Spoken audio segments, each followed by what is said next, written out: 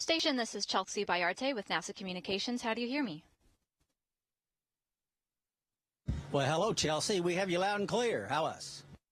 Butch, that's awesome. I hear you loud and clear as well. Thank you both so much for taking the time.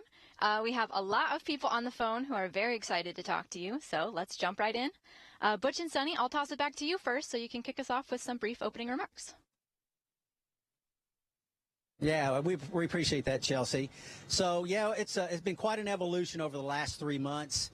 We've been involved from the beginning through all the processes of assessing our spacecraft, Calypso, and it was trying at times. There were some tough times all the way through. You certainly, as the commander and the PLT of your spacecraft, you don't want to see it go off without you, but that's where we wound up. And through all the process, most of the news we heard, as we would hear things over the news waves and the different means that we have to get information up here, that 80% of the time you'd hear Suni and Butch, Butch and Suni, Suni and Butch, Butch and Suni.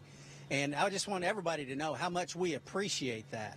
The concern for us specifically is very heartwarming and, like I said, much appreciated. Every time I talk to someone that, hey, we're praying for you. There's prayers coming up for me and Suni both. Street signs, people we don't even know across the nation. Suni and Butch, we're praying for you. Come on back. All those things. And I can tell you, it really goes a long way. And we so much appreciate it. And even the opportunity to share a couple of thoughts now. I'm not sure how much we can share that you don't already know.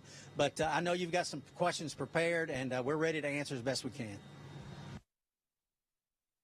All right, thanks so much, Butch. Let's begin the Q&A. Media on the phone, if you'd like to ask our NASA astronauts a question, please press *1 on your phone to enter our question queue. We have several people dialed in today, and I want to get to as many of you as I can, so please try to ask just one question. But we'll begin now with Gina Sinceri with ABC News.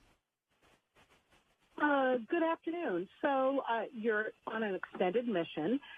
You've done these before, but what are the ups and downs for you as you look forward to the rest of the mission?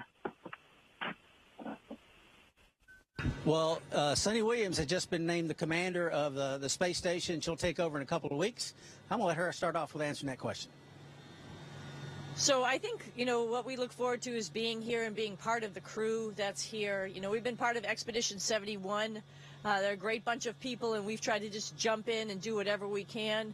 We're waiting for Nick and Alex to get up here as part of Expedition 72 once we hand over. We just got Don Pettit and Alexei and Yvonne here, so I mean, we're here with our friends. I think that's really a key part of being on the International Space Station and actually just doing the work. So that's, I think the up part is we're here with our friends. We've got a ride home. And, we're looking forward to the next couple months and doing a lot of stuff for the International Space Station. We'll go now to Marcia Dunn with the Associated Press. Butch and Suni, when you launched, you figured you'd be back home in Houston to vote on Election Day. Have you requested your absentee ballots yet so you can vote from space? If you could elaborate on this, and what else are you missing on a personal note?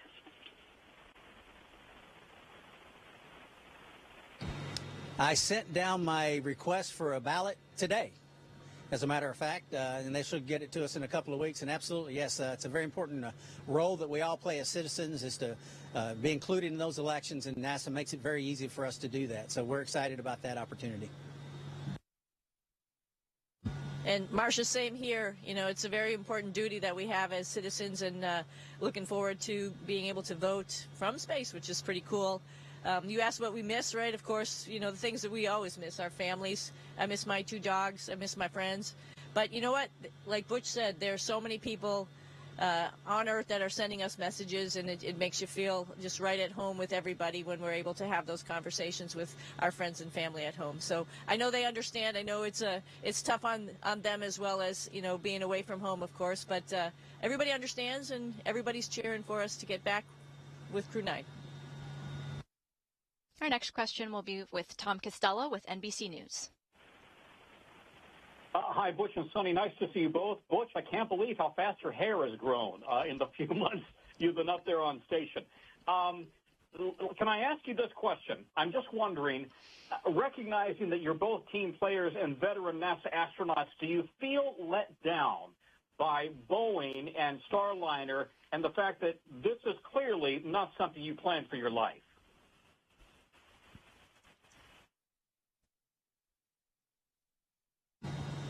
Let down? Absolutely not. Never entered my mind. I don't think Suni's either until you mentioned it. It's a fair question. I get it. I can tell you, I thought a lot about this press conference and what I might say, what I wanted to convey. And there's no way to convey every single piece of information that needs to be said to understand a majority of the questions that we might get asked. But I will say this. Suni's got this shirt on. It's got that NASA meatball, we call it, on it. And that represents something that we stand for as an agency. We go beyond. We do things that are out of the ordinary. We send humans to space. And, yeah, we're here today on the space station. Even today, this operation, this is not easy. NASA does a great job. The people at NASA do a great job of making a lot of things look easy. Sending probes beyond the edge of our solar system, going and getting sample from asteroids, humans in space. And it's a very risky business, and things do not always turn out the way you want. Before we launched, we said, we're going to find things. Yep. That is the nature of test. Every single test flight, especially a first flight of a spacecraft or an aircraft that has ever occurred, has found issues. That's things that you just cannot think about. 90% of our training is preparing for the unexpected. And sometimes the actual unexpected goes beyond what you even think that could happen. And that's just the way it goes sometimes, because we are pushing the edges of the envelope in everything that we do. And it is not easy.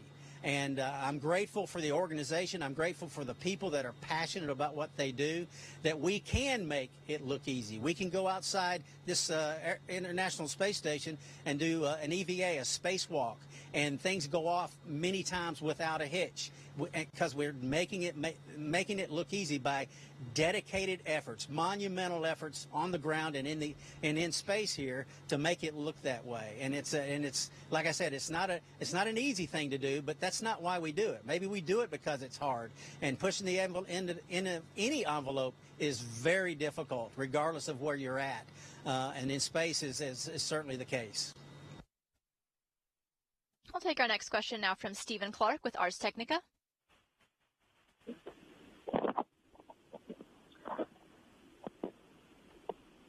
Hi, thank you for taking my question. Stephen Clark from Ars Technica. Butch, you mentioned this in your introduction for a moment, but both of you are veterans of the Navy captains. I just wanted to hear your thoughts from each of you on seeing your ship leave without you. What was that like, and were you staying up late to watch the landing the other day?